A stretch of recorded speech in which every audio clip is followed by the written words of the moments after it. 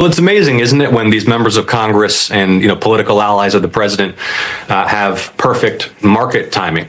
I mean, Lawrence, your viewers no doubt recall that in 2020, I unseated a supposedly unbeatable Republican incumbent senator here in Georgia, and a big part of that was COVID stock trading.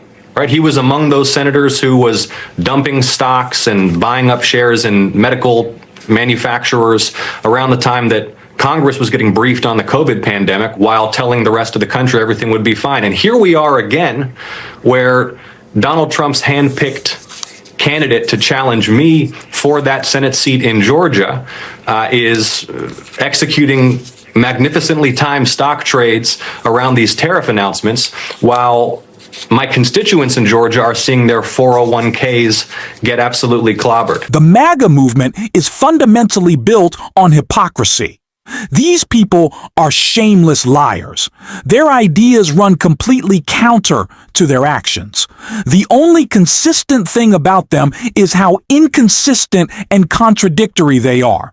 And nowhere is that clearer than in Donald Trump's claim that he is a man of faith with Christian values, like stealing, cheating on his wife, selling $60 Bibles when he's never read them. Yeah, it's a complete lie from Donald Trump, and one he does not like to be called out on, which is exactly what happened today at Pope Francis's funeral, when one of the cardinals delivering a homily called out Donald Trump's despicable and immoral agenda, and we are going to check it out. But before we do, if I could quickly ask you to leave a like on this video, and if you haven't already, and you enjoy our channel, to hit that subscribe button. It goes a long way, and it really does mean a lot to me. Now, this isn't the first time that a religious leader has called out Donald Trump lately, and I think maybe this cardinal was spurred on by a different religious figure, a bishop, who called out Trump in this clip right here. Let me make one final plea, Mr. President. Millions have put their trust in you. And as you told the nation yesterday, you have felt the providential hand of a loving God. In the name of our God, I ask you to have mercy upon the people in our country who are scared now. There are gay, lesbian, and transgender children in Democratic, Republican, and independent families, some who fear for their lives. And the people who pick our crops and clean our office buildings, who labor in poultry farms and meat packing plants, who wash the dishes after we eat in restaurants and work the night shifts in hospitals, they may not be citizens or have the proper documentation. But the vast majority of immigrants are not criminals. They pay taxes and are good neighbors. They are faithful members of our churches and mosques, synagogues, wadara, and temples. I ask you to have mercy, Mr. President, on those in our communities whose children fear that their parents will be taken away, and that you help those who are fleeing war zones and persecution in their own lands to find compassion and welcome here. Our God teaches us that we are to be merciful to the stranger, for we were all once strangers in this land. May God grant us the strength and courage to honor the dignity of every human being, to speak the truth to one another in love, and walk humbly with each other and our God for the good of all people in this nation and the world. Amen. Now, Obviously, that clip went mega viral, and for good reason. And I think maybe in part it is what spurred on Cardinal Giovanni Battista to give the homily that he did, referencing Pope Francis many times, calling out Donald Trump for his attacks on immigrants and the way that he portrays them, the way that Donald Trump fearmongers, and we can see that in his homily. A little clip from it right here. His gestures and exhortations in favor of refugees and displaced persons are countless. His insistence on working on behalf of the poor was constant. It is significant that Pope Francis's first journey was to Lampedusa, an island that symbolizes the tragedy of immigration, with thousands of people drowning at sea. In the same vein was his trip to Lesbos, together with the ecumenical patriarch and the Archbishop of Athens, as well as the celebration of a Mass on the border between Mexico and the United States during his journey to Mexico. Of his 47 arduous apostolic journeys, the one to Iraq in 2021, defying every risk, will remain particularly memorable. That difficult apostolic journey was a balm on the open wounds of the Iraqi people who had suffered so much from the inhuman actions of ISIS. It was also an important trip for interreligious dialogue, another significant dimension of his pastoral work.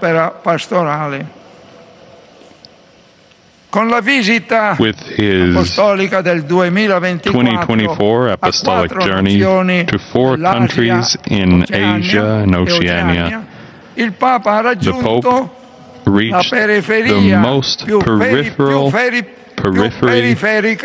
of the world. The Cardinal was also not shy in calling out Trump and Vance when describing Pope Francis incessantly raising his voice, imploring peace, and calling for reason and honesty negotiated to find possible solutions. Building bridges, not walls, was an exhortation he repeated many times. Now, of course, we recently saw the Pope kind of blow off J.D. Vance before J.D. Vance. I don't want to make too bad of a joke here, but maybe ended his will to, I don't want to make that joke, but really, J.D. Vance might be the Antichrist. Let's just put that out there. Oh, we just have to say that. But clearly, this cardinal, alluding to the Pope's many calls out of Donald Trump and his fear-mongering around immigration, his attacks on anyone who is different from him, which if you've done any little bit of reading of the Bible, Exa isn't exactly super Christ-like. What a shock from Donald Trump.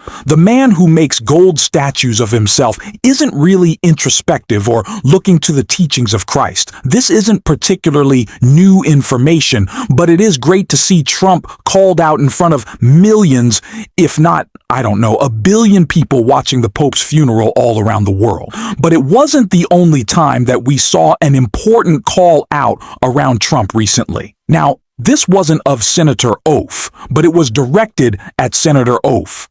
Someone asking him what Democrats are doing to fight back, and I thought the senator's response was so perfect that I just want to check it out. So you keep saying that there isn't a magic button. Yeah. And I recognize that you're a senator and not in the House, and everything that Trump is doing is leading us down an authoritative rule. Why are there no calls for impeachment? This is unacceptable. I will not live in an authoritative country, and neither will any of these people. You can do more. Think outside the box. He needs to be impeached. I will not live like this. My dad is retired full-bird Army colonel. My parents are healthcare. I have a son with autism. I have kids that attend Title I school. Do you think that there's nothing can be done? No. Do something more. I like you and I will vote for you if you are brave and you do what we need. We need him impeached. We need him removed. Thank you, ma'am. Thank you.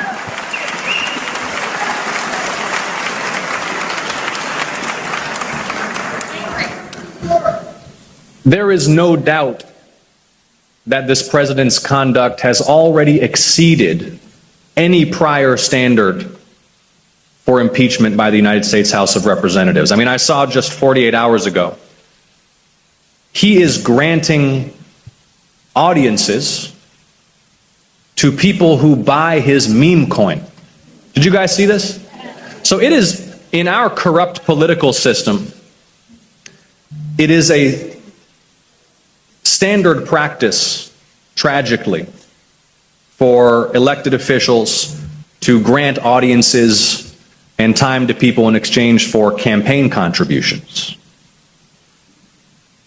He is granting audiences to people who purchase the meme coin that directly enriches him.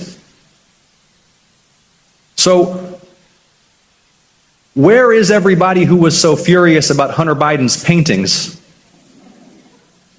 Which, by the way, I do not defend. When the sitting president of the United States is selling access for what are effectively payments directly to him, there is no question that that rises to the level of an impeachable offense. And the reality is that that's just one of many. Defying a federal court order, for example. So, I agree with you. But as I said at the beginning, I also have no choice but to be candid with you about the situation that we face and the tools that are at our disposal. As strongly as I agree with you, ma'am. And I regret if this is an unwelcome response, but my job is to be honest with you. The only way to achieve what you want to achieve is to have a majority in the United States House of Representatives. And there is, and believe me, I'm working on it every single day. And I want to work creatively with you to identify more solutions, more that I can do. And let's make sure that a member of my team contacts you so we can continue the conversation. Thank you, ma'am. Thank you so much. We have time. I feel like corruption especially is something that we need to be hammering home all the time, because I just feel like it's this, interweaving connective tissue all throughout the administration.